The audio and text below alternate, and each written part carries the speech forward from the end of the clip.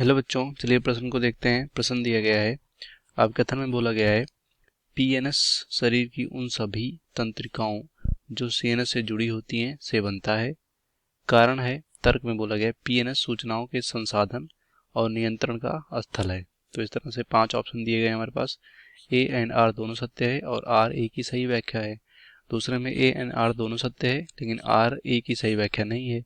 तीसरे में ए सत्य है लेकिन आर असत्य है। और लास्ट में बोला गया है ए असत्य है और आर लेकिन आर यहाँ पर सत्य है। और सबसे लास्ट में दोनों सत्य है।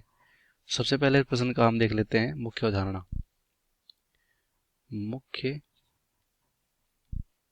अवधारणा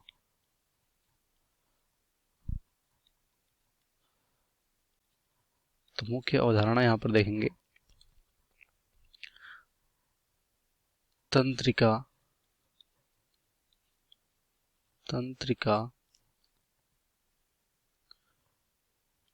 तंत्र के प्रकार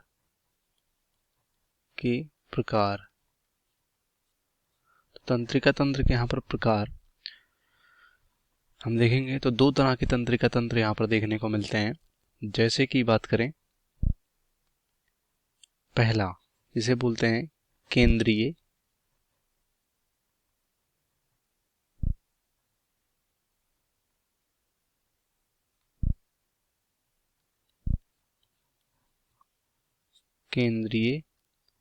तंत्रिका तंत्र,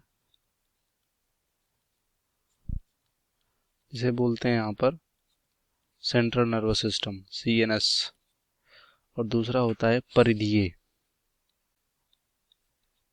परिधीय तंत्रिका तंत्र, जिसे बोलते हैं पेरिफेरल नर्वस सिस्टम यानी पीएनएस।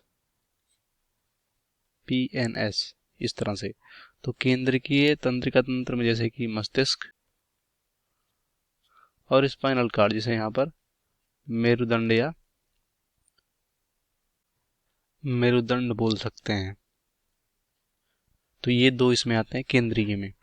तो केंद्रीय तंत्रिका तंत्र जो होता है, ये जो भी सूचना होती है यानी जो भी सूचना होता है, सूचना का ये संसाधन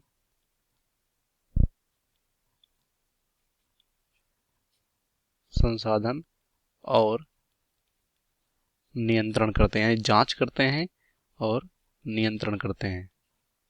और उस सूचना से संबंधित जो भी निर्णय होता है वो आगे भेजते हैं, जैसे यहाँ पर मस्तिष्क जैसे कि। तो ये संसाधन करते हैं और नियंत्रण करते हैं जो भी सूचनाएं होती हैं, सीएनएस यानी केंद्रीय तंत्रिका तंत्र। और हम बात कर सकते हैं कि जो हमारा ये पेरिफेरल है, ये पेरिफेरल यहाँ पर ये केंद्रीय तंत्रिका तंत्र से जुड़ी होती हैं या संबंधित होती हैं। तो अब हम यहाँ पर देखेंगे कि हमारा जो अभिकथन है पीएनएस शरीर की उन सभी तंत्रिकाओं जो सीएनएस से जुड़ी होती हैं से बनता है। तो सीएनएस से ही यहाँ पर मतलब पीएनएस बनता है ऐसा बोल सकते हैं, क्योंकि यही नियंत्रण करते हैं। तो ये हमारा पहला राइट होगा।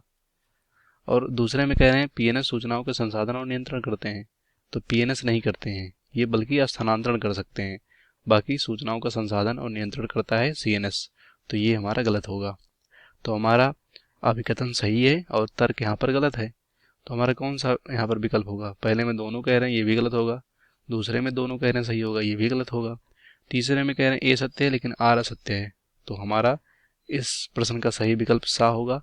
बाकी यहाँ पर सभी गलत हो जाएंगे। उम्मीद करते हैं आपको प्रश्न समझ में आया होगा। धन्यवाद।